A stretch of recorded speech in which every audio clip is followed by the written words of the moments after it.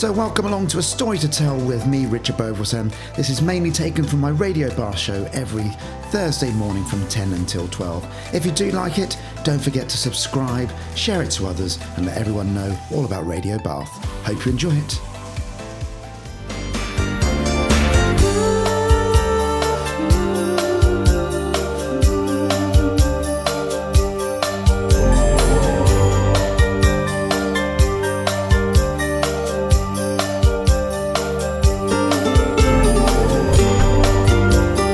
I've realised, because I listen back to my shows in the really sad way that I do, that I start off every single show in exactly the same way by going, "Morning, everybody!" So I thought I'd do something different today, but now I've still said it anyway. Anyway, morning, everybody. It's Richard Beauvoisin here, right until midday today. It's Gardener's Question time today.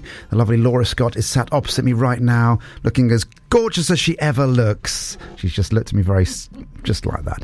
And the key part is I brought the WD-40, so I can try and sort out our squeaking chairs as well. So that's how prepared I am. So I'm doing the WD-40. Laura's doing gardening. If you want to have any questions about gardening, studio@radiobath.com is the place to pop your questions. We'll answer anything. It's the autumn show today. Laura's coming up very shortly.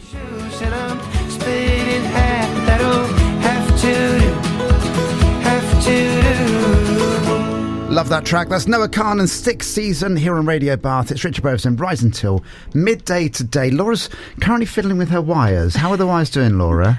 Well, they're in a bit of a knot at the moment. Are they? So I don't know who's... obviously, somebody very nervous has been here, look. They've been... And it kind of looks like a figure of eight, doesn't it? Yes, they've been twisting the wires. Anyway, Good morning. Good morning. Come a bit closer to the microphone for us. We can hear your dulcet tones even nicer. You're here. So for those that aren't aware, Laura comes in 4 times a year. We try to work out what we could call each edition. Then we're like, well, maybe it could be like the spring or the summer or the autumn or the winter edition. Yes, this will be autumn stroke winter. Although whilst it's very mild, it feels like we've well and truly gone into winter mode. It's grey and it's grim. It's just kind of dull. Yeah. Dull is the word I'm going to use. Non-existent weather. Yeah, there's nothing to write home about at the moment. No. But it's not cold, it's not hot, it's just... No, but everything's still growing because it's so mild. My grass is still growing, Laura. Look at that segue, beautiful again, isn't it? Okay, so welcome along anyway. That subject you love. The only subject I love, if I'm honest with you. So for those that aren't aware, that haven't listened to this before, so my interest in this whole next section for the next 2 hours finishes in about 10 minutes or so. It's not true, of course. I'm always interested. You'll switch off after that. But I love grass. I really do. That sounds wrong as well. But I love grass that grows in the garden. All of the other stuff after that, that's where my wife and my mother-in-law, they look after our garden. So I appreciate it. But my main interest is the little green stalks that grow from the ground. So we're into that period now. So we've just had our treatment done on our lawn. Yep. We have a company that come round and do that a few times a year. And it killed... All of a sudden I looked out and the back garden looked black in places. Why was that, Laura? I suspect you've had a moss remover put on the lawn as well. So a lot of the companies that come and do your lawn treatments, it's a sort of a multitasking. So it's a weed, it's a feed and it's a moss killer. So that will be the moss that has died off. That will now, depending on what sort of product they've used, whether it will degrade down into the soil or whether you need to go out and rake it, I won't know because I don't know. Well, shall I tell you what I did? Go on then. I went out and raked it. Yeah. Yeah. So fine. Just before I mowed the lawn, which is about a week ago or so, and it needs doing again, which is really annoying. Yeah. I went out and raked the moss and left an enormous amount of bare patches of ground in my grass. Yep. So what's going to happen to those bare patches? Because grass doesn't magically grow, does it? No. So the grass has probably died off under that moss. So it's... As it's still so mild, you can go out and patch sow. So I can still lay some grass down now? You could either put bits of turf down, so you can cut out a square and put new turf in, or you can overseed with just grass seed, a bit of compost over the top. Depending on what the weather's going to do, it is getting a bit late in the season for sowing seed, so turf would be your best bet. So turf, is there any particular, because you go out and you can get turf from lots of different places and some of it varies in price, shall we say. Does, what do you get for your money if you spend the extra money then? I think it's that age-old, you get what you pay for. Okay, so that is the classic, because some things actually you can do cheaply. Yes. And other things, I should say, you need to... Yeah. I mean, you can buy, I think, with the cheaper rolls of turf that you can buy, you can tell they are the cut. So when the machine goes over the turf and it cuts the turf, you don't get a particularly deep cut. The more you pay, I think you get a good bed of soil on the root system. If you go to sort of your local outlets, should we say, that might have pallets of turf out the front. Are we talking Lidl and Aldi sort of stuff? Are we going B&Q and Wix? Where are we going? Naming names. Any of the above. Any of the above. Okay, so these are the lower end of the spectrum, I'm guessing. Not necessarily, but they do buy in bulk. Okay. So you're probably, if you wanted to go more the luxury end, you're talking Row-Lawn. So there's a company called Row-Lawn that do what is called a medallion turf. They do seed as well, so you can buy the seed. But that is a very good quality turf. I'm actually making a note of this. Row-Lawn. Row-Lawn. As in ROWLAWN. Let's go there Row-Lawn, anyway. yeah. Okay, Row-Lawn for turf. Okay, if I wanted to... Because the trouble is that the parts that have got moss at the moment are the parts of the garden that generally don't grow very well in the first place. So I'm feeling to myself, if I go cheap, I'm going twice. Also, some of the cheaper turfs haven't been sown particularly densely. So you'll find when you lay it, it's quite open, as where some of the more expensive brands it's quite a dense, thick lawn already. And you get that deeper bed of sort of topsoil that's been cut off. Okay. Obviously heavier in weight as well. And the other thing with the outlets where you have the pallets outside, you don't know how long they've been there. You don't know how long they've been cut and rolled up.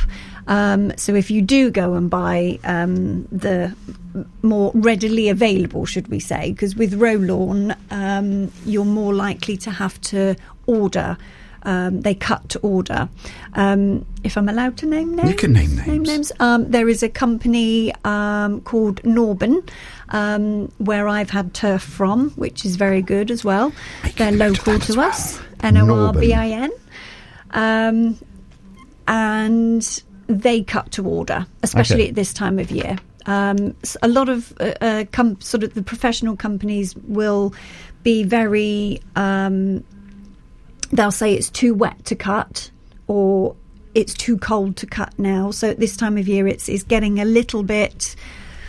We're on the cusp, aren't we? Will you or won't you get any sort of thing? Okay. So let's assume then that I haven't had somebody come in to do my garden. Yep. Okay. And I'm not going to re-turf my lawn. Mm-hmm. What kind of help can I give my lawn to make it survive over the winter? There's a lot of, in garden centres now, you can get your own off-the-shelf sort of weed feed. I mean, I tend to just use a feed and I hand weed lawn weeds because I don't like to use chemicals. So yeah, it's mainly a feed at the moment, an autumn feed. You just need to make sure that it says it's an autumn feed and it's not too high in nitrogen, because what you don't want to do is put a high nitrogen feed on the lawn now to make it grow really quickly, and then if we do get a bad frost, that's going to knock it back. Okay. So an autumn feed should have a relatively high phosphorus and potassium, which is for your root development, to make stronger roots and to make the lawn tougher to survive the winter weather. So be it more likely waterlogging now as opposed to sort of being frozen and snow. So park the nitrogen and find feeds that are more phosphorus and potassium based. Now, I've heard that scarifying is great for your lawn at this time of year. However, I don't have a scarifier. No. So how can I do that, Laura? You can get out there with your rake. But again, this time of year now, the lawns are quite squelchy, quite muddy. We've had a lot of rain this year. And I don't know about you, but I've got severe worm casts in my lawn. What are worm casts, Laura? So that's where all the little... it shows a healthy lawn. Whilst they are annoying and it's difficult, I think in previous podcasts I've said, get out there with a stiff brush and rake them out, much like the anthills. But they're so wet at the moment, so they don't even brush out. So... yeah, they're just... it's an annoyance to have the worm casts, but what is a worm cast? So it's where the worm is coming up through the lawn, right, coming up to the surface, and that's what it digests out through its little system, through its... So it's not worm poo then? Well, sort of. Yes, it sort of poos it out. The worm has gone up and it's gone out the back of the worm. Yeah, you know when you go to the beach and you see the little worm casts on the sand? Oh, yeah. Yeah, well, that's the same as what it is in the lawn. Okay. So, but, yeah, they're just... where they're wet at the moment, they don't brush out. But they're full of nutrients because they've come out from a worm. So everything's sort of degraded and... lots of nutrients and minerals in there. And it's all organic. It's all organic, yes. But just a bit frustrating because if you now go out and cut your lawn, much like the anthills, you're just going to be rolling over them, squishing them into the lawn, and then it's a lovely little seed bed for weed seeds. Okay. So, fair enough. Yeah. Now, the last thing we've got on this section, the only important section of the next 2 hours, but I'm sure other people are more interested in the rest of the show, is all about... and I have this in my own home because we've got an 8-year-old. All of the summer toys that are still out on the lawns. Yes. What's the problem with them? To be honest, I always move all of my garden furniture. I thought you were going to say all your toys. All my toys, yes. The toys I've thrown out the pram. I move it all off of the lawn at this time of year because otherwise you're going to get dead patches.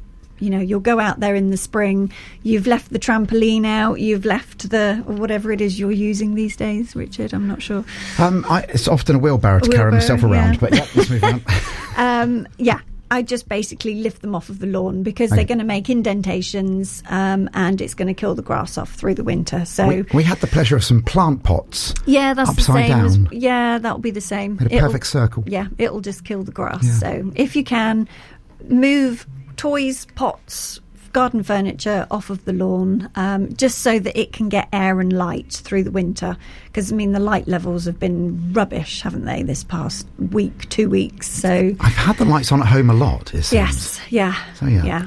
Right, any other questions for Laura? She's here until midday today. Any gardening questions? You can ask her anything if you like, if I'm honest with you. studio@radiobath.com. We're going to be talking pruning, planting, transplanting, maintenance, harvesting, wildlife, you name it. We're going to try and cover it right before 12 o'clock today.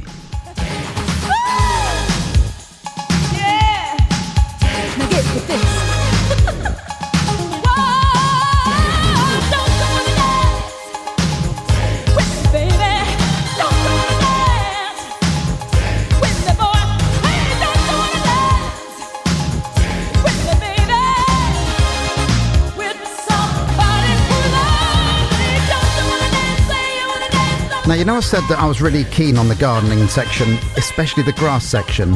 Off air, we are literally looking at which lawn seeds to buy.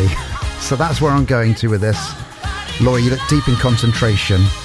I am, yes. Go on, what are you thinking? Well, go on. Obviously, we get numerous leaflets come through the door, and I've just had a little message from my other half, saying that a product that you can put on worm casts is sulphur.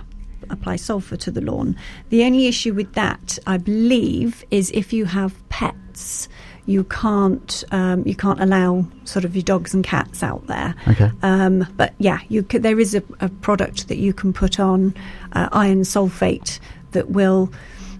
The worms don't like it, so they don't come up to the surface. So if you're really distressed about your worm casts in the lawn... If you're worried about your worm casts on your lawn, apply sulphur. Yes. Okay, fair enough. And when you said that you can't allow your cats or dogs out there, what, ever? No, they normally say within, a few weeks or a couple of weeks. I'm assuming that's because it might burn... Sulphur might burn their paws. I don't think our cat's staying in for 2 weeks, so... No. So I think it's more you have to be seriously into your lawn care. I mean, like I said, whilst the worm casts are an annoyance there, it's nice to know that I've got a healthy lawn because I've got worms in my lawn. Now, we were just looking at different grass seeds, and you're like, oh, go for this one. And then you're like, oh, no, what about this one? And then there's this one as well. And you're looking at that. Yeah. Did you see how excited I got about grass seeds? You were so excited. It was fascinating to watch, if I'm honest with you. But yeah, we're just looking at a particular company. We won't say who it is just at this moment in time. But it was quite... I'm looking at it going, oh, that's the one I want. And then I'm like, oh, no, that's the one. So we started off with Superstar back lawn, and then it's like Superstar front lawn. What's the difference between the back lawn and the front lawn grass? So with that particular brand, the front lawn is an ornamental. So it's it doesn't have any ryegrass in it. It's got the more... it's a finer... golf course, for example. Okay. They don't tend to have a ryegrass in their lawn. It's the fescues and... my brain's gone blank. That's all right. Good quality grass. Good quality grass, but ornamental grass seed, as opposed to your hard-wearing, if you've got kids, dogs, cats running around, you want a more ryegrass-based lawn. And then we've got Claymaster lawn seed, and then kids and pets and shade, ultra shade, sandy soil. Blimey, so it's a whole new world. I'm tired just looking at it. I really am. Again, it's most lawns that you will get, or if you go to the garden centre and you buy your box of grass seed, they will have a mix, a percentage mix of your perennial ryegrasses and your ornamental grasses. Your ornamentals tend to do a bit better in shade, but your ryegrasses will probably do better on a clay. Okay. Because I'm just thinking that the bit I want, we have a clay back garden, which is also in shade. Yeah. And it's like, right, do I go for the clay or do I go for the shade? Anyway, we could talk about grass seed all day, but we're not going to. Okay, we're going to talk about my classic question, which is we have a tree out the front of our garden, in the front of our house, okay, which...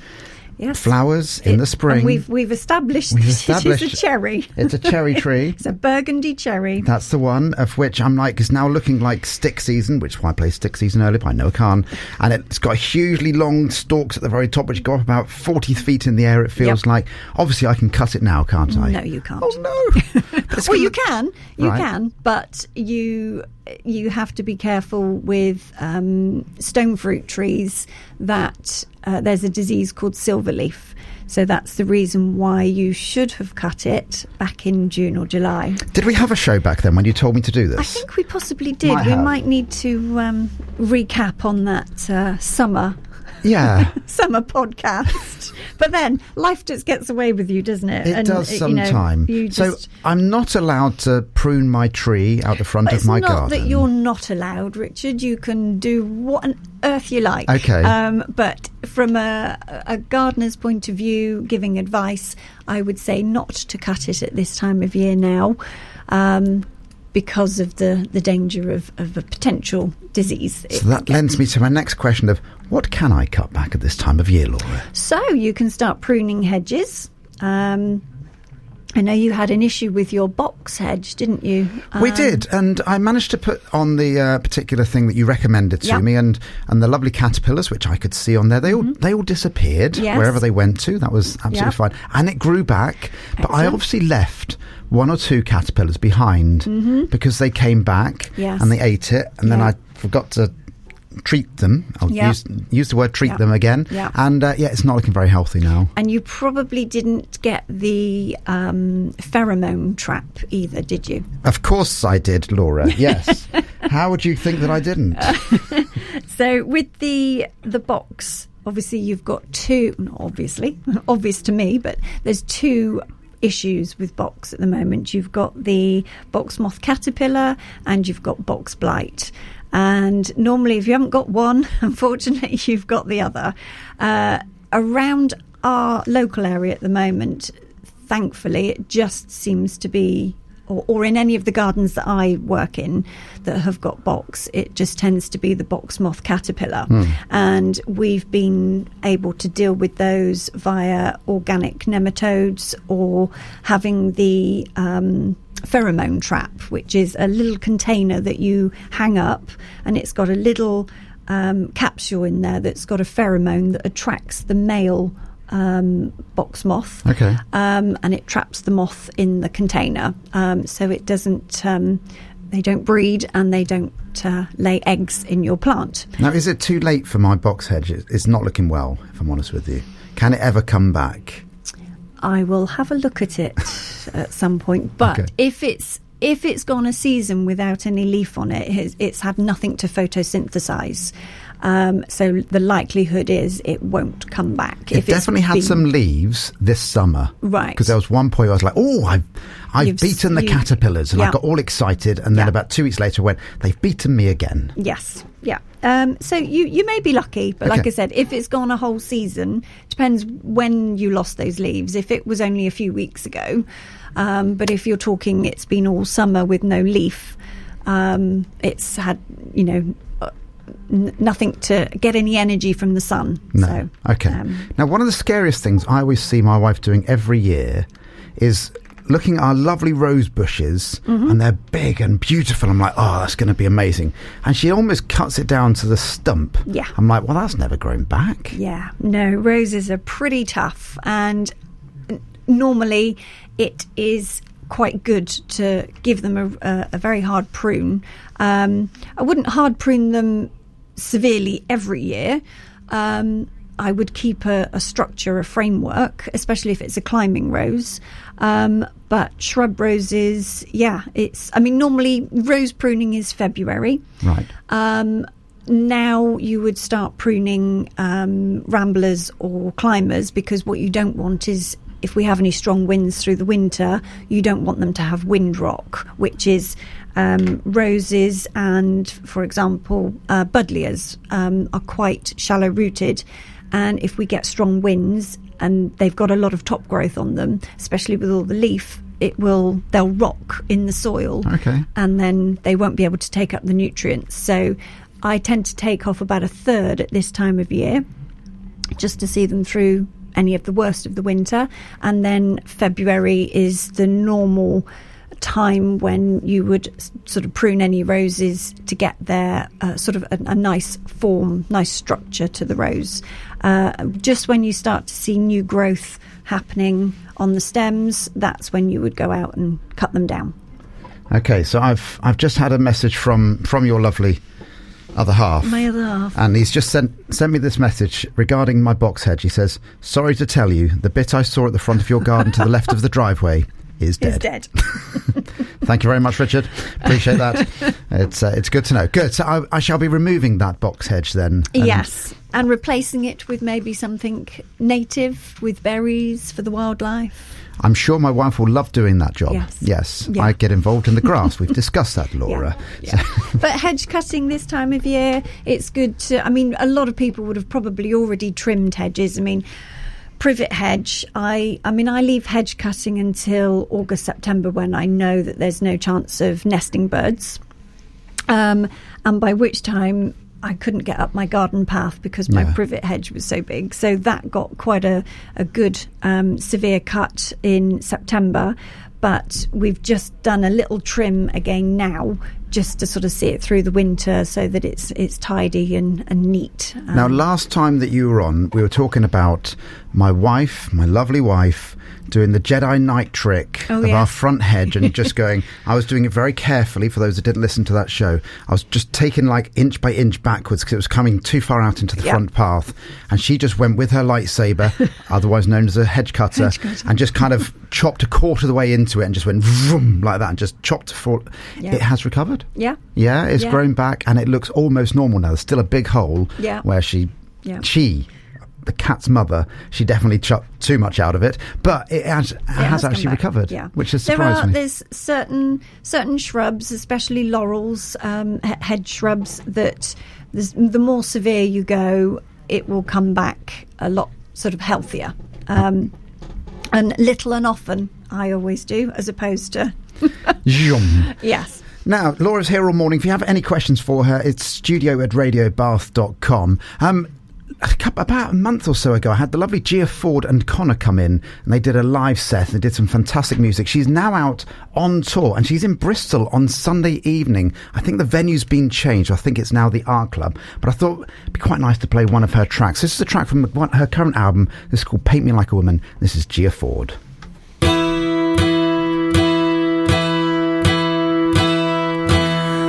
a hot road in the sun,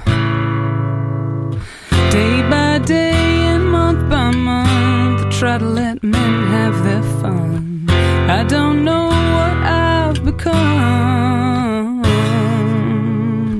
In the dark I shot my gun, suddenly I'm on the run. When those green lights go red, I'm just a drifter on the track. Yeah, yeah. Thought Daytona had my back, but I never felt so far from home. Now I hold my heart. Two worlds colliding, and they can never tear us apart. Now, strangely today, we've played two tracks, or two artists at least, that I covered when I did my music lessons, or not music lessons, when I did music for GCSE, and I covered a track by Richard Marx and also by NXS, and I was singing both of them, Laura. Neither of those two tracks, it was different tracks. And what I always remember is that I could never reach the top notes. I would think you should give it a go now. Do you? Yeah. Do you know, I've got a bit of a sore throat at the moment, so yeah, my voice isn't warmed up, and I can think of many other excuses which I won't do live on air just this moment in time. And Richard Marx, he hits those high notes, doesn't he? Right Here Waiting. So a friend of mine used to play the piano, and he was one of those. That is a lovely song. Yeah, it's a lovely song, and he was one of those people that literally could like listen to a song and then go, "Oh, I'll play that then." And he could just play this when we were 16 as well. So he was very talented. And I used to sing along with it. So, I played piano and did singing for my GCSE music back in the day. Were you not back in the day, we're not too dissimilar in age. So a bit of Michael Bolton? Michael Bolton, yeah, he was way too high for me. Yeah. Yeah. So I do turn 50 next week. It's quite scary. This is my last ever radio show as a 49er. There you go. It's quite a scary thing. So how did you feel turning 50, Laura? I'll let you know next year. Do you know what Richard actually said to me? Chill out, champs. He said, we'll actually be able to compete in the over 50s. Thank you very much. I had that same scenario. So we're going to Bali next year to do some teaching. And as part of that is a competition. And somebody's messaged me saying, oh, you can do the overs now, the over 50s. And I've never felt worse in my entire life than that moment then. Yeah. So, although, do you know what? I don't know. I feel... I'm trying to go into... I'm sorry, we're digressing from gardening. That's all right. We'll come back to gardening in a minute. I'm trying to go into my 50s positively from a health point of view and fitness point of view, eating more healthy, trying to be a bit more active and trying to do things and not say no to things. Okay. So what have you not... That could open a can of worms, couldn't it? We're opening the door. So what have you not said no to recently then? That's polite. Did the Chill Out Champs last year, which sort of freaked me out a bit because, first dance competition. And I was asked, I think I remember saying to you, I'm not doing that again.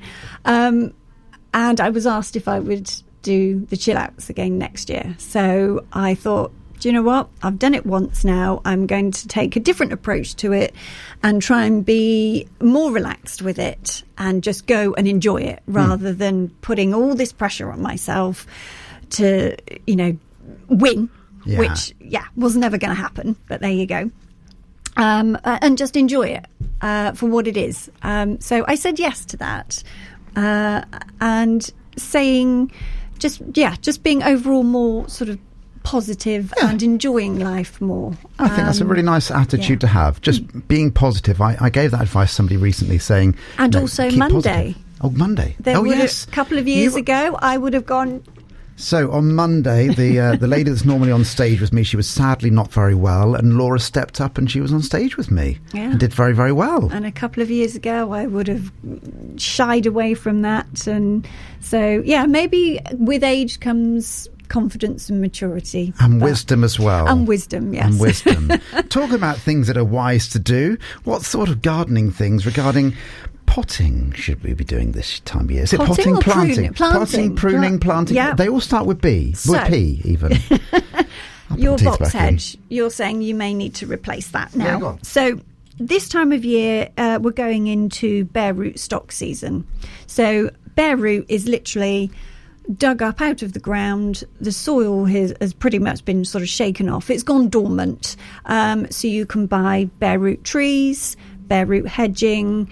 You can buy bare root perennials, which start to come out more in the spring. And remind everybody what the word perennial means. So perennial is a plant that will come back year after year, has a longer lifespan of normally sort of 2 years, ranging from sort of a 5 to 10 year lifespan. So you cut it back every year. Again, we'll go on to this of when people start to tidy their gardens. For me, I cut back all of my perennials in February, March time, but then it will start reshooting again and stop smoking. I'm desperately trying not to go down the wrong route here. It's failing miserably. You carry on talking, Laura. I'll just sit here smirking and putting you off. You have now. You put me off, mate. You put me off my thread. So a perennial will last more than 2 years. They are the easiest plants to grow. You cut them back, they come back again.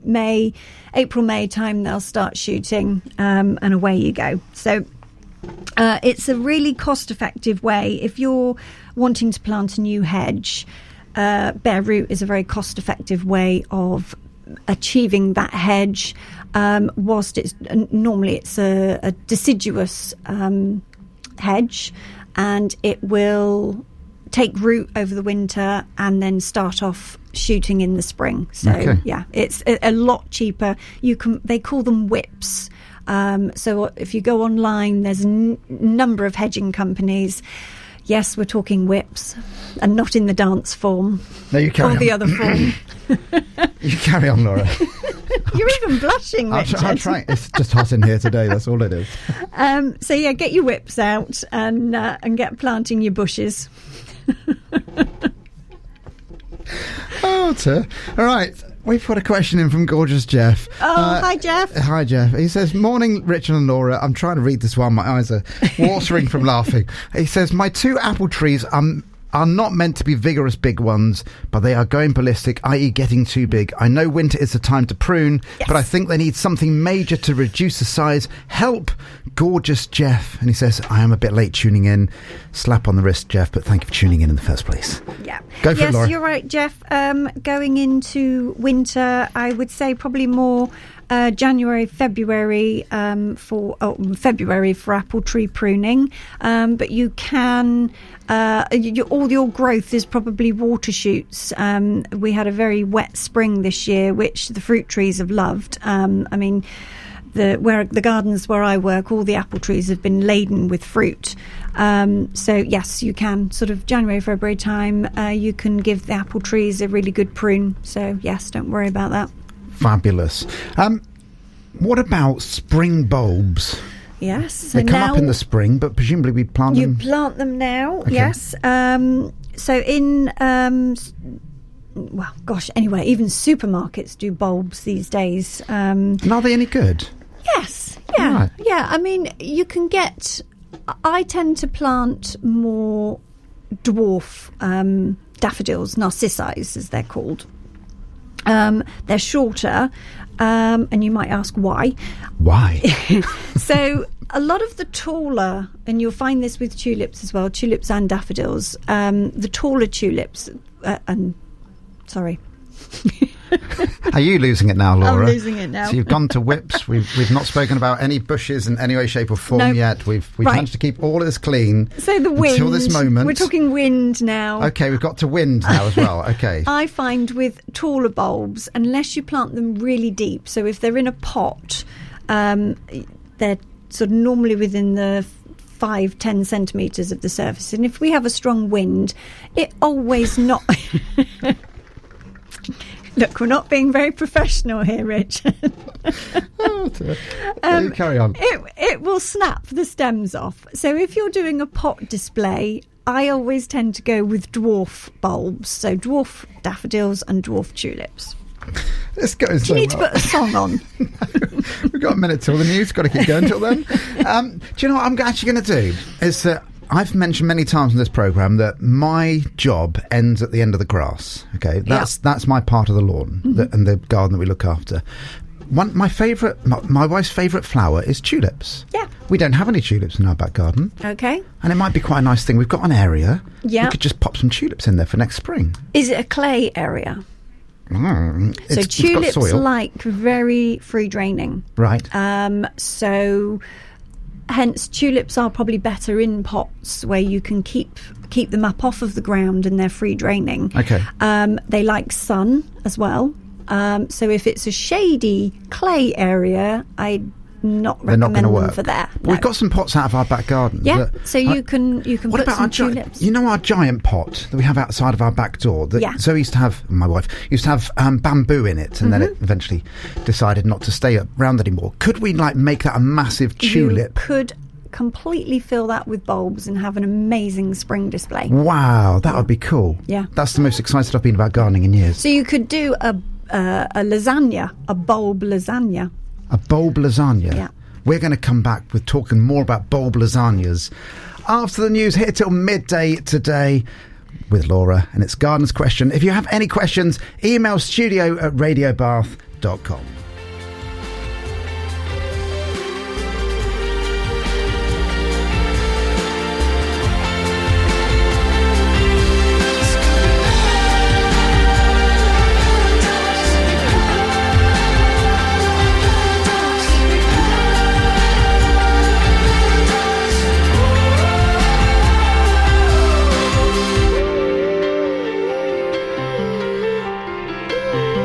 There's the fabulous Coldplay, and that's Paradise. Now, Laura, you chose that track, didn't you? I did. Why? Yeah, Why did you choose that track then? I've got quite into Coldplay. After seeing him at Glastonbury, yes, I had sort of a new appreciation for... Were you actually at Glastonbury, or were you were watching? No. We were talking big crowds. I don't like big crowds, no, so enough. yeah, it's quite a big crowd. I couldn't go to Glastonbury. No, that and the loos. Okay, you're not a fan. Now, you're a gardener, so surely you must have... I didn't think we were going down this road so quickly. Yeah. Okay, but, if you're outside, surely time must come on the odd occasion. No, I time... My diary is very well organised that at some point I will either go past a supermarket or home or my mum and dad's or somebody I know. And just pop in and use the loo. Anyway, do you know what? It's been a really bizarre show today, but I've loved it. So thank you, as always, for coming in. Any questions for Laura? She's here until midday today, all about gardening, ideally, but you never know what's going to come up. Anything. Just throw anything in the mix. Throw anything.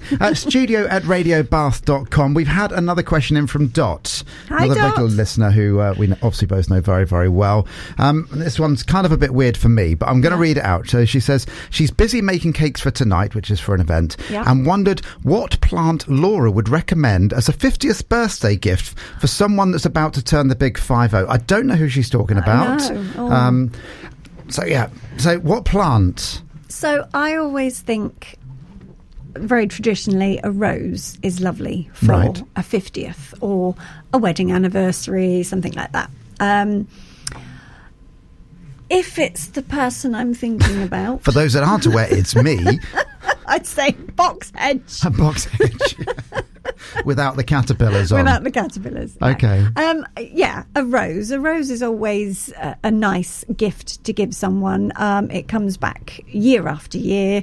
There is a bit of looking after that you have to do with the rose. It's not necessarily outdoor rose. Outdoor rose, right, yes. okay. Yeah, I'm not really into the miniature indoor roses. Now, I have an apology to make, Laura. No. Last time you were on, I said I was going to get you. Yes, I'm still waiting. You are still waiting. And Maybe do you know for what? my 50th. Do you know what my plan was on the way to picking you up today? Was to pick up such orchid, because you have what type of orchids inside your house? I have an amazing moth orchid. Moth orchid, which is also known as a plastic orchid as well, isn't it? It is, yes. Yes, so it's not a real orchid. No. You do fantastic gardening outside, not a gardener inside. No. Get that. No. I now have 4 orchids. Somebody bought me another orchid the other day, which is beautiful, and thank you very much for that. I don't have any more space for orchids on our windows. On your windowsill. No, but they are growing back. Yeah. They've regenerated for the umpteenth time. Yeah. It's so exciting to see the stalk growing, and it grows like a centimetre a day. Yeah, I do love an orchid. I mean, I used to keep them when I had my office job, and I had the time to, to do my garden and my indoor garden. But yeah, I just find now that it's I don't have the time. So, well, all I'm going to say is, on our way back today, because we travelled in together, on our way back today, I am going to purchase you an orchid on our way back today. Okay, so and then next time you come in, which will be the winter edition in the new year, I can tell you whether it's still living or not. That's the plan. Yeah. Now, just before the news, we spoke about a bulb lasagna. Yes. And you were like, oh, that's the perfect thing to do. I'm like, it is. What, so you what is have a bulb lasagna? a big spare pot that I'm assuming has still got soil, compost in it. It has. I would suggest it probably needs a bit of You need help. to refresh. Okay. Yep. We'll go with that. So, ideal time for planting the bulbs. You have a huge pot, so you could make what is called a lasagna, which is basically a layered bulb system. So you have your later bulbs that will come up at the bottom, so your bigger bulbs, for example a tulip, right, which will be April, May time. Okay. And then you'll have your next size bulb, which may be, for example, a narcissi or a daffodil, as people know them as. And then your top layer, you would have your smaller, more delicate bulbs that will flower earliest. So your crocus, for example, which are great for the bees, really early, good pollen and nectar for bees. And you can get little dwarf irises, which are really pretty, and then you can cover the top with a horticultural grit, which is great for if we do have heavy rain. If you've got a pot, it normally splashes all the soil up over the bulbs, but if you put a layer of grit on the top, it will just stop all that splashing. You're looking at me as if there's going to be an innuendo in there somewhere. No, there was no innuendo at all. I genuinely was trying to picture it all and thinking to myself, I would love to do this. Yeah. I need to listen back to this podcast, because this gets created as a podcast for those that aren't aware as well. I edit it all up.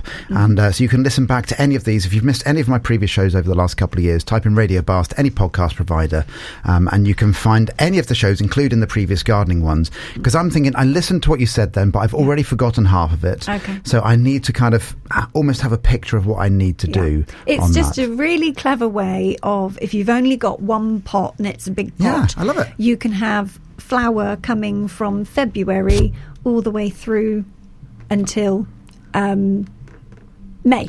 Okay. With your tulips. Now, obviously, I have to pass this past my lovely wife to make sure that she's happy for me to kind of take over her big pot. I think she'll be quite happy, because at the moment it's full of and then you know what you can do nothing. with it next year once all the bulbs. I don't. Tell me, Laura. Look how excited I am. I'm jumping up in my chair. Not that you can see that, but I am, genuinely. So when all the bulbs have gone over, you can leave the bulbs in, provided you planted sort of deep enough that you've got a layer of compost on the top that you can plant into. So how deep would the original bulbs need to be? So the tulips, you can go down, what should we go in, centimetres or inches? Let's use centimetres. Let's say 20-25 centimetres deep for the tulips. And what's amazing about bulbs is even if you plant them so densely, they will, when they send up their shoots, they will work, the shoots will work around any obstacles that it's got on top of it. Okay, now I've got the most basic gardening question in the world, which I'm sure is a stupid question. Okay, now a bulb, I'm thinking of an onion here. Yep. Okay, is that a type of bulb? Yes. Effectively? Yep. Okay, so I'm thinking about the kind of the flat part at the bottom and the stalky bit at the top. Exactly. Which bit goes down? So it's the flat bit at the bottom that the roots will come from, and the pointy bit at the top is where this new stem will come from. So that points up. So yes. the pointy bit goes up. Yes. Okay. Yes. I know I sound like the most stupid person in the world then, but I'm sure many other people are probably nobody else thinking that, but I was thinking that. So. And you know what? I've even had squirrels dig up my bulbs in the garden, and I've had tulips that have been sort of half buried, half dug up, and they've still flowered. And they will just go for the light. They will straighten up. But yeah, tulips in the bottom, then your daffodils, then you can go your dwarf plants. So you can do dwarf narcissi, dwarf. That's a daffodil. You can do dwarf tulips as well. Okay. Yeah. So we could do tulips followed by something else, followed by tulips. Yeah. Yeah. Yeah.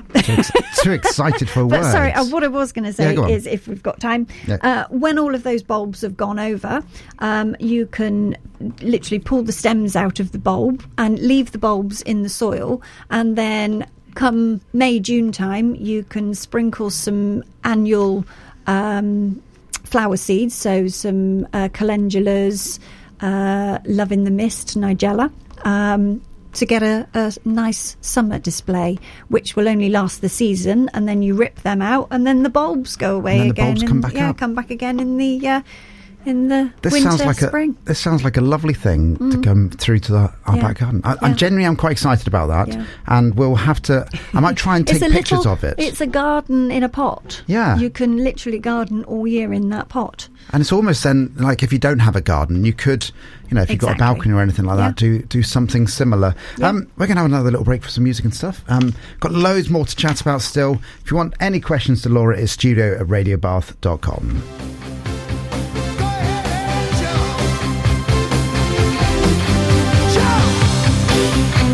Now, an update for you is that my lovely wife has been listening, well, travelling anyway, and messaging me. I told her, Laura, about the bulb lasagna. Yeah. And she said, sounds like something amazing, and our daughter would love to do it. So, amazing. We're going to go for it. Yeah, so perfect. We might need some instructions on how to do it properly and all of that type of stuff. And I'll listen back to the podcast later on. Yes, and I can send you a link as well. Do. Show you some pictures so you can physically see what it looks like. Well, I find reading very difficult to do, so pictures is great for me. Thank you for that. Send you a little picture book.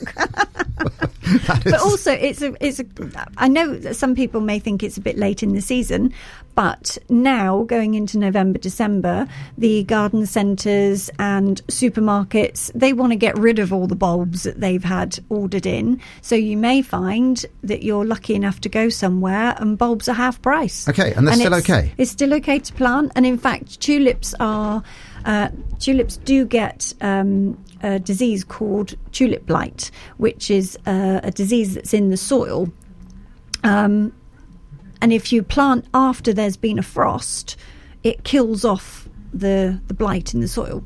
Okay. So it's better to plant tulips later, as where other things you can start planting from, even the end of August going on.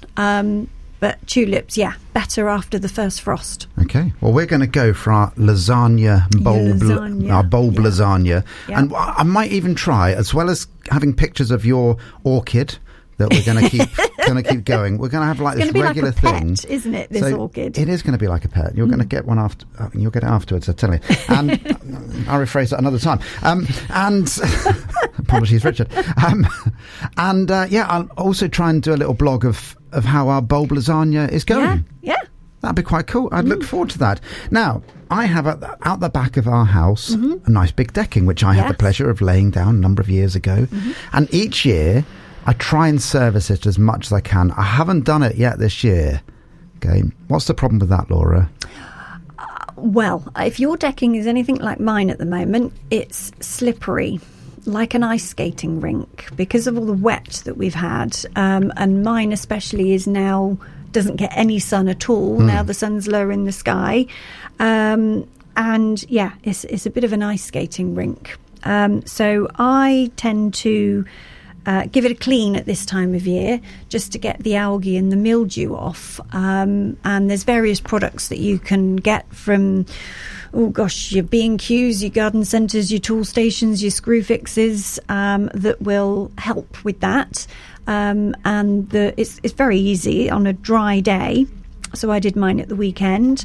I just poured all the liquid into a big bucket, and then I used a stiff brush to brush it on. You leave it on for 20 minutes and then you can rinse it off, and you can repeat if it hasn't done, hasn't got it completely off.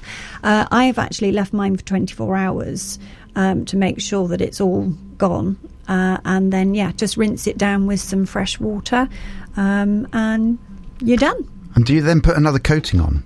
Or do you leave it bare? No, I've left it bare. I do need to oil my decking because I've been a bit remiss myself this year and I haven't oiled my decking. And you can tell it needs a bit of nourishment to it now. So we've got quite a large decking out the back of our house. It's probably over 10 metres long, which is quite a large decking. And initially I did that same process, and I had my long brush and I was there just kind of brushing it in. And then after a while I realised it wasn't quite doing the job man enough because it couldn't get in between all the ridges, so it didn't quite do it well enough. So was it a soft brush? No, it was a hard brush. It was a big, hard, stiff brush, and it was all the right stuff.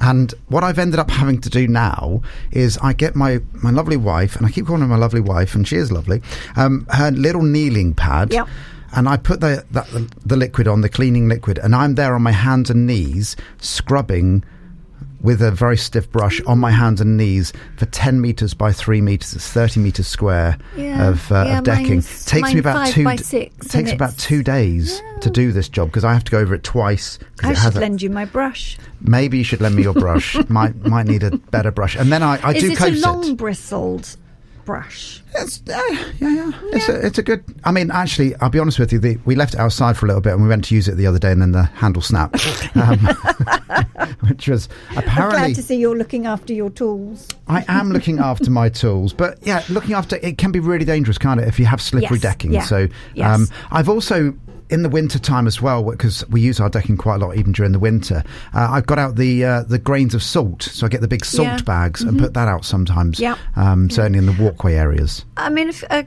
couple of people have mentioned, sort of landscapers have said about when you oil it next year is to put a very fine sand in it.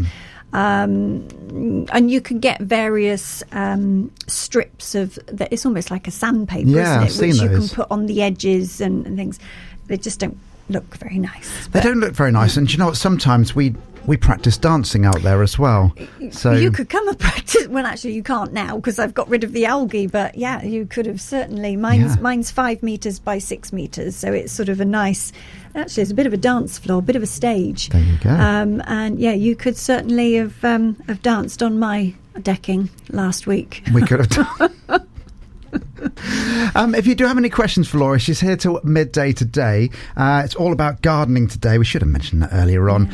It's the autumn edition. Now, you don't like the phrase putting your garden to bed. No. Why not? No, because I think if depending on the types of plants that you have, now is the time where your evergreens and your structural plants are taking centre stage. So if you've had perennials that have created lovely seed heads, I think there's nothing nicer than, and if you've got grasses in your garden, there's nothing nicer than having the low sun filtering through and seeing the silhouetted seed heads.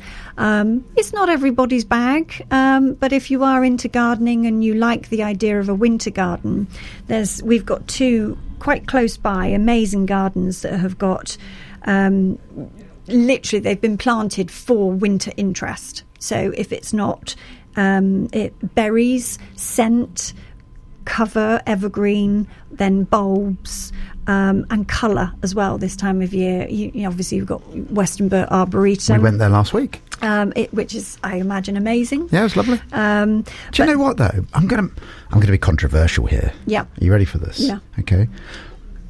I was underwhelmed a little bit. Oh, okay. And the reason I was underwhelmed is that around here, we have equally as beautiful places. We do. Yeah. So, like, I travel via Brassnocker Hill, for instance, and you look down across there and you go, that looks incredible. And I was almost expecting more, but then realised we just live in a beautiful part of the world around here anyway. Yeah, and even if you're driving up the M4 and if you're driving up towards the Cotswolds this time of year, all the sides of the roads, the trees are changing colour, and it looks amazing. The sun's out and you have a blue sky. Yeah.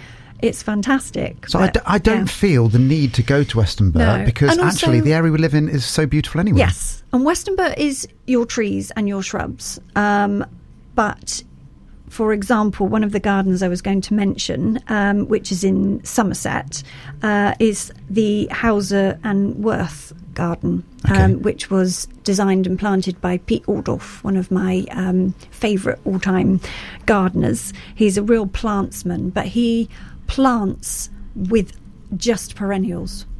So perennials that will withstand winter winds, the winter weather, structure, and everything. There is even beauty in the skeleton of plants through the winter. So everything stays standing and until sort of February, March time. And Richard and I have been down there in sort of when was it? It was January, and it's actually quite stunning. All the plants have the grasses have gone, their silvery colour, their coppers, their oranges, and it's really quite amazing to see a winter garden. Now, you mentioned it was in Somerset. It's quite a big place. Sorry, yes. Have you got a slightly more specific place where that might be? Just drive around Somerset and hopefully you'll turn up at a garden near you. Bear with me, caller. I am bearing with you. Do you know what? And the other one is Sir Harold Hillier Gardens in Romsey. Right, okay. Which, again, is an amazing winter garden. You do have to... Well, Hauser and Worth, actually, is brilliant because it is an art gallery and the garden is actually the art as well. And it's free to get in, which is... Okay. Amazing, because you go to any RHS gardens and you have to pay quite a bit to get entry. Sir Harold Hillier in Romsey, again, is a spectacular, and I would highly recommend it for their winter garden. Again, it's paid entry, but it's well worth it. It's absolutely stunning in February, March time when you've got all the daphnes out in flower, all the grasses have gone their silvery colour. You've got the white stems of the betulas. Yeah, it's just amazing. So have you found the address yet? Can you see how excited? If you haven't, I've got something else to say very quickly. So whenever anybody says, bear with me, okay, a friend of mine taught me this little thing, and please feel free to take this away with you, okay? And that is, if I'm on the phone with somebody, it doesn't quite work if you're doing a video call, because otherwise it's a bit strange. But if somebody says, bear with me, I always go, rawr. And I've kind of like done a hands growling type thing and pulling them down as if there is a bear with you. Okay. So that's, if ever anybody says, bear with me, I always go, you didn't do that? I did. You just weren't watching. Was I not watching? You were not watching. Okay, so. Right. Well, Bruton. Bruton. Okay, it's not far. No, it's not far at all. And there's a really nice cafe, bar down there. So for those who aren't aware where Bruton is, please explain what's near to Bruton. Ooh. Whereabouts in Somerset is Bruton? Well, I can give you the postcode. Go on then. BA10 0NL. Now I think it's later opening. Other than weekends, they're open all day, but during the week they're open mainly afternoons. Brilliant. It's time for wildlife when we come back. Looking after all the wildlife right throughout the winter with Laura here on Gardener's Question Time, or Gardener's Questions, here on Radio Bath.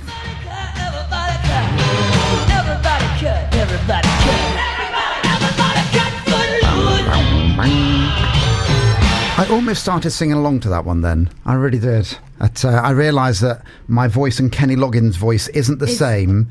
Do you not think? It's not, no, not quite the same, no. It's He's got a much higher voice than I have. I can sing, that's the worst thing. Do you know, I've got very frustrated recently. I've requested some singing lessons and they've gone quiet on me. So, yeah, I've got the money to do it. I've been given it as a present before my 50th next week. And so if anybody does know of a singing teacher... So you're thinking singing lessons. I'm thinking of horse riding. Horse riding, okay. I used to do horse riding. Did you? Yeah. I know two very good stables in the area. Yes. So yeah, if you want to go to either of those, they're very good. Dvorky over in Shepton Mallet. Oh, okay. It's a very lovely horse riding stables. They're all back crazy over there, but they're lovely with it. Do you think it's maybe the turning 50? You sort of think, I should be doing new things now. Maybe it's the midlife crisis moment. You were going to do or are you still doing your skydive? I am still planning on my skydive. I now have 2 willing victims that are going to come along with me. Okay, so Charlie Minty, who's the artist in Central Bath, he said that he's done it before, right, and he said he would do it again. And also Richard, who was the cricket umpire, who's a neighbour of mine, he's also said he's going to come along. I actually went along to get the medically cleared. I've now worked out that I don't need to do that, so my excuses are minimal, shall we say, apart from time and all of that. When I was younger, I always thought, that would be amazing to do a skydive. Now I can't think of anything worse. It's one of those things that I feel like I should do it before I get too mature and before it becomes properly not possible. So in my 50th year is what I'm going to say, because I'm definitely not going to do it before I'm 50, because that's Tuesday. So I'll try and do it in my 50th year for the Southwest Children's Hospice. That's the plan, for charity. Excellent. For charity, mate. Now, I was talking just very quickly about my birthday. I'm just going to say something I thought you were going to say what we were just talking about. We can't talk about that on air. We're leaving toilets for now. Okay, and that is cards, birthday cards. Okay, don't now do cards. I don't do cards either, and there's quite a lot of people that I know that would get me a card for my 50th birthday, and I was looking at it, I was going, let's say there's 40 people that might buy me a card, and they say in it, happy birthday Richard, love X and Y, or from X and Y, and I'd then get that card, I put it on the side, it would clutter up my house for a few days, and then I'd throw them all in the recycling bin. What a waste of time and money. Okay, exactly. If I think about it, let's say there's £2 a card, because they're quite expensive really as well, because you always feel like you're going cheap. That's 80 quid. That's 3 golf lessons. And also that's going in recycling. So you think about the trees that have been cut down to send me a message. More than happy to have a message, a digital message. If you want to wish me happy birthday, that's absolutely fine. More than happy with that. Thank you for thinking of me. Just don't buy me a card. I've been like that way of thinking for quite a while now, and I have friends that don't live in the area that sort of, they always have to send me a card because they always do cards, and there are some beautiful cards out there, but then I feel I can't throw them away because they are so nice. But no, from an environmental point of view, I think that they are a waste of time. I'd much rather see the person or have an hour conversation with them on the phone or go out to dinner, something like that, than have a card. The classic phrase of I want your presents, not your presents. It's a great phrase, and I love that phrase. So please don't be offended when I don't give you a card on Monday. I would be offended if you buy me a card. The only thing I can appreciate if somebody gets like a big card and then loads of people sign it. I get that, and I also do quite a lot of poetry, as in I write poetry. So I might need something. That's nice. That's a personal thing. That's something special, but. Yeah, just a card that, from Laura. Yeah. I mean, we used to have at Christmas time, I mentioned the C word, I can't believe it. We used to have at Christmas time, like string hanging around our front room and all the cards hanging off it. And it's like, what a load of clutter. And none of them said anything. No. And then you have that pleasure at school, don't you? 30 children in your school, you've got to write. They will give you a card. Everybody gets a card. You see, I remember. We'll come back to gardening in a minute, by the way, everyone. We will, yeah. When you had a Christmas card years ago, the following year you would cut them up into present tags. You'd get your pinking shears out. My mum used to do seamstress and makes lots of things. Okay. We used to make Christmas cards into present tags. With the pinking shears. Well, that sounds like a good use of an old Christmas card. There you go. Beautiful. Yeah. Back to gardening then. Yes. We were talking earlier about servicing your decking. Yes. And therefore making it clean and not slippery and all of that. Yep. My petrol lawn mower, which I still have a petrol lawn mower. I haven't Yes. gone to the battery one yet because it's still surviving. Yeah. It still Yeah. starts, so I'm still using it. Have you had it serviced yet? Or are you going to service That's it? my question, Laura. What should I do to it to Well, let it go? It's got one more cut. Yeah, I was would going to say, suggest. after your last cut, Yeah. and it is getting to the time of year now where it's last cut, not only because obviously all the worm casts, but also the light levels are not great now, so the lawns will eventually stop growing when it starts to get a bit colder. So now is a good time to think about booking the lawnmower in for a service, unless you can do it yourself, and any other gardening tools. Get out there and clean them, bit of wire wool, get off any debris and sap that's gone onto your secateurs or your loppers, disinfect them, a bit of WD-40. Good old WD-40. And then, pack them away safe for the winter. Very good. Okay. Now, we've mentioned that we're going to talk about the wildlife. Yeah. I used to have a bird feeder. Yeah. I used to love seeing the birds feeding off there. Yeah. But then we had a rat problem. Yeah. And the rats came everywhere. So You're never far away from a rat. you never are. So Human or other kind. so I've stopped feeding the birds, which I'm very sad about. Yeah. But we haven't fed them for a while. It's And very therapeutic. and we've still got the watching rats. birds. Yeah. So there we go. I'd rather feed them. But let's move on. Oh. So how can we look after our wildlife So during the winter then? Comes back to not cutting your garden down, not cutting your perennials down in winter, because it gives homes to wildlife. I've already noticed I've got ladybirds starting to hibernate inside echinacea coneflower seed heads. And it just gives the ground cover so that your beetles, your worms, your ladybirds, lacewings, you name it, they've all got a bit of cover, a bit of safety, a bit of protection from the winter. So the way I work is if something has flopped over, I knew you were going to like that word. Honestly, we've had strong winds today. Whips, or whether they're erect, pushes. then leave them standing if they're Just been erect. innuendo bingo all morning. Leave your erect ones standing and cut Please carry on, Laura. I've lost it. cut away your flopped ones. So Right. if it's looking untidy and has flopped over, then cut it back. Are you saying If these it's things on not. purpose now? I am, yes, because you're starting to blush again, and it's quite funny. Now you've written here about a pile of logs. Yeah. So leave your logs in the garden. Oh dear. So if you've pruned a tree and you've got some logs left over, or any garden waste really, find a little corner that you can put it away safely, and that will become a little home, a habitat for the insects and the That's bugs. quite nice. Over Do you know the winter. we've got some? So we've got a chiminea, which, Yes. like a lot of people did, they bought during lockdown. Yeah. And we've used it twice. Yes. Yeah. So it sits there. Yeah. If I'm Well, honest this year with you. I actually converted a fire bowl.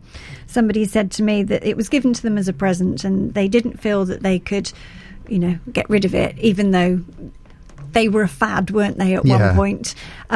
We don't tend to get the summers or even the winters where you want to sit outside No. around a fire bowl. So it's now been repurposed as a planter. So it was quite a big fire bowl, much like your empty pot at home, and it became a really nice summer display with geraniums and all sorts of summer bedding in there. So Okay. it was lovely. And again, it'll probably get planted up with bulbs for the spring.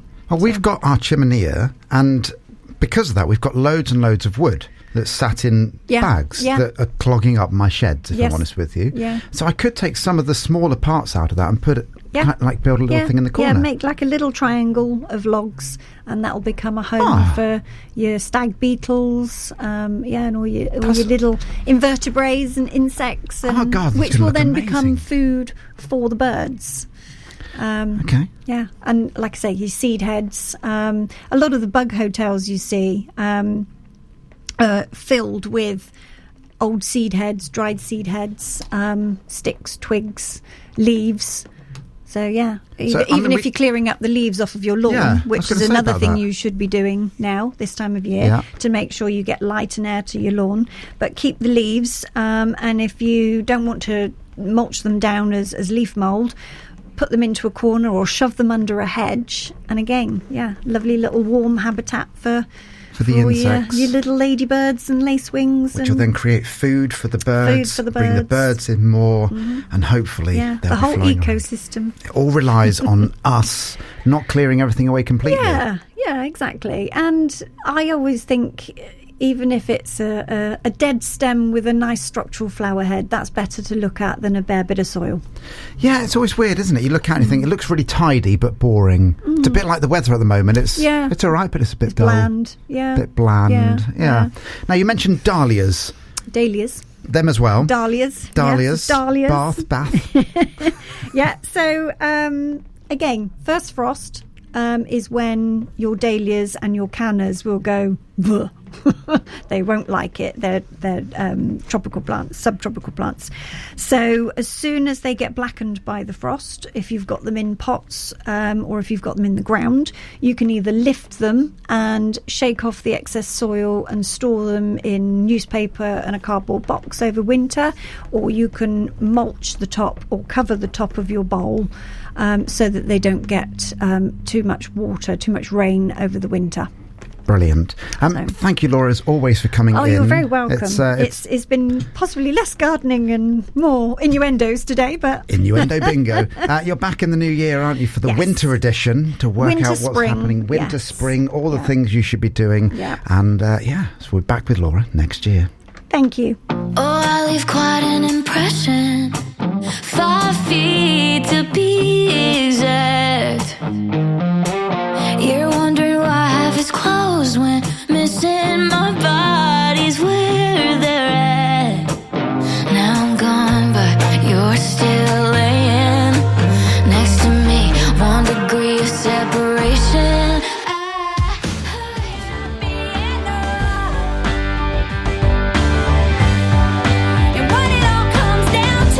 Now, the lovely Charlotte is up next. I've no idea what she's going to be doing, but she'll have an entertaining show, no doubt.